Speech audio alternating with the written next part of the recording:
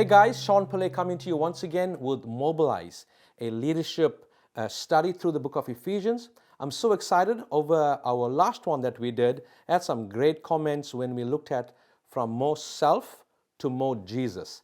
I encourage you to share this link with someone who may want to join the journey with us. I'm at a very neat place today.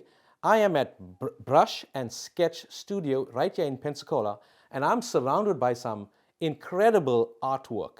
These are some individually done. I got to meet one of the artists this morning. I encourage you to check them out.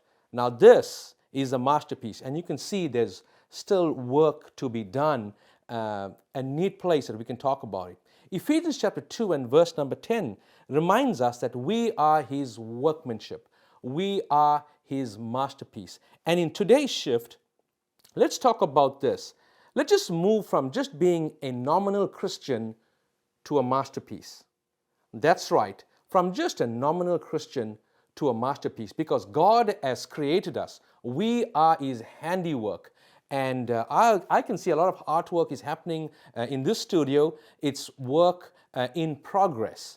And you and I, if we are created like Him, in His image, in His likeness, you and I are so blessed that we are designed to be like Him, and we are just like a masterpiece standing out there to be enjoyed by everyone who comes in contact with us.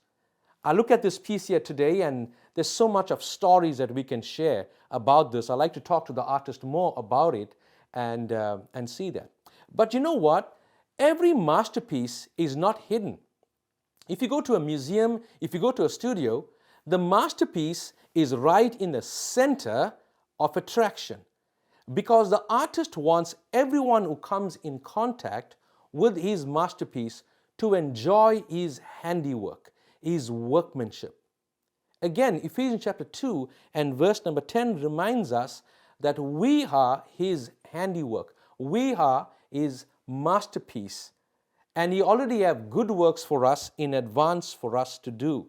What a privilege to be called God's masterpiece and to be on full display for everyone to enjoy. Ephesians chapter 2:10 is our verse. And if you look at the meaning of masterpiece, it comes from the word poema, which is art, which is a masterpiece. So in context, if you're following the book of Ephesians, in context, God's workmanship, His masterpiece, is not achieved by our good works. That's right. The masterpiece that we are is not achieved by our good works. We were created by God, and only He can do that. But let me encourage you, the fruit that we produce is good works. Let me remind you that we don't earn salvation. We don't earn to be a masterpiece, but rather the fruit of being a masterpiece is one that you and I need to be obedient and walk towards. When I walked into this room, my eye was just captured by this picture. And we enjoy it. And I'm sure when everybody comes to the studio, because they have classes for teenagers, for families to come in and to have lessons and to do graphic art and to do sketching, a lot of people admire this work. How about you? Do people get to admire you, who's a masterpiece, where you work, where you live, where you play, and where you study? Because when we love God, we love what and whom God loves, because we desire to please Him and to honor Him. So if you are a masterpiece, and I want you to be convicted of that, you're just not a mere Christian, a nominal Christian. You're a masterpiece on full display for the world to come to know Jesus through you, because they will admire you. Let's take a minute today and talk about being a masterpiece at your workplace. Benjamin Franklin wrote, "Early to bed, early to rise makes a man healthy, wealthy, and wise." But you and I know what the hustle and bustle it is to be every day in our workplaces. What, do we spend 8 to 12 hours sometimes at work? surrounded by people because we are driven to be productive and goal-driven.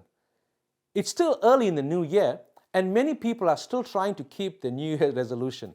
Yes, that's right. The gym is still busy right now. Come in February, some people will just leave their monthly subscriptions because I think it gets old quickly, it gets hard. But many of us, if you look at them, many of us make New Year resolution that starts in the morning. We want an impactful morning, like going to the gym. And many of you want to say, well, every morning I want to read my Bible, I want to pray. You want a routine. We call that a quiet time.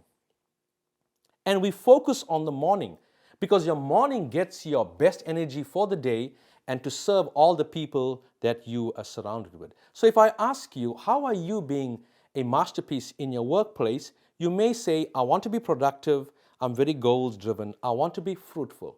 Let's take a minute to be fruitful. If you want to be fruitful, if you want to be a masterpiece and being fruitful, you got to spend time with the master. Those ingredients are called the fruits of the Spirit in Galatians chapter 5. So at your workplace, if you want to be fruitful with people all around you, if you want to be meaningful with people all around you, then spend time with the master. Bob Goff says it best. People around you just don't need your advice. They need your love.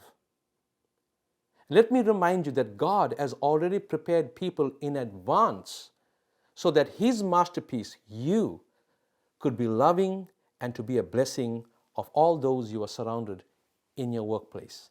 The customers you see, the people you engage in, they're just not there by accident.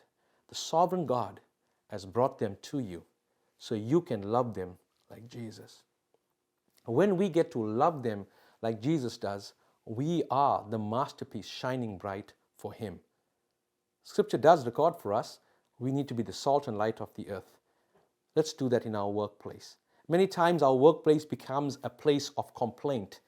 Let me ask you today, won't you pray and make your workplace to be a place of worship so that you can love people that's around you? It's true, many people want to be with someone who has been with their God. I'm asking you today, where you work, spend time with God. But it does not end at work. If you want to be a masterpiece at your workplace, it does not end there. Kerry Neroff, a good friend, he says, if you are winning at work and you are losing at home, you're losing. So we shared a little bit how you can be a masterpiece in your workplace, be productive, be fruitful, be loving. But what about your home? How are you a masterpiece in your home? In my early years of ministry, I took some advice from Rick Warren. He said every morning when he leaves to go to work, he serves hard, and when a pastor comes home, outside his door is like an empty milk jar where he just takes all the trouble, the stress of the day and empties it into that milk jar, because on the other side of the door is a loving family waiting for him. I took his advice, well, most of the time, and I saw the benefit that it had in my life. But let's talk about how can you and I be a masterpiece in your home. Now, if you want to be in the center of God's will, if you want to be loving with people all around you, consider this. And if you're a parent, please follow along with me. I'm not a parent as yet, but soon to be. And I'm asking you today to pay attention to this. Your family needs you to be present at home. A masterpiece on full display in your home. And if you're a parent today, consider when you come home, do you bring the stress of the day of work at home? Or do you give your full attention to your family? Because if you come home around 5, maybe 6 o'clock, just say to 10 o'clock, that's 5 to 4 hours of quality time you need to spend with your family. Come to find today that when we want to really be the masterpiece parent at home, we are so absent. Sometimes your child will ask you shallow questions just so the child knows he or she can trust you with the deeper ones. But are you present? Are you a masterpiece shining in your living room with your family? My good friend Jeremy White put me on the 5-minute journal. And I've been working on this 5-minute journal in the mornings and the evenings every day and working hard at it. And one of the rules of the 5-minute journal is this. When I come home from work, the very first thing I tell my wife is the best thing that happened that day.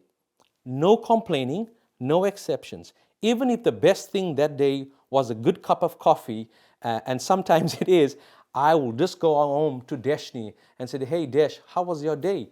And then I'll hear out. And when it's my turn, man, today was a great day. I really enjoyed a good cup of coffee. And she says, you have coffee all the time. Well, today that cup was really good. Do you come home like that? Do you come home and share with your family the best thing that happened that day? Or you come home with the worst thing that happened that day?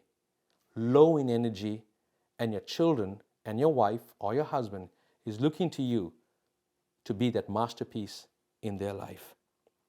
When you come home and when you are present at home, it creates that warm atmosphere of gratitude. You cannot do today's family discipleship tomorrow. Meaning you need to answer and be present with your kids today, all those tough questions that they may have and been struggling with. Don't postpone it to tomorrow. And if you want to be a masterpiece, be present at home. Be present at home. Enjoy the moments being with your family. So there you have it.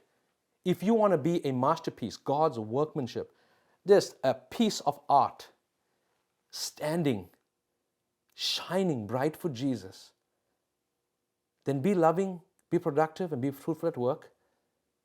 But when you come home, be present.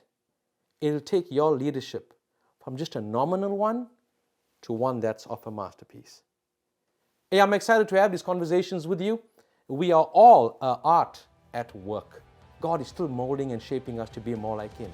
But when you are there, let's help mobilize one another so we can be present and effective where we live, where we work, where we study, where we play.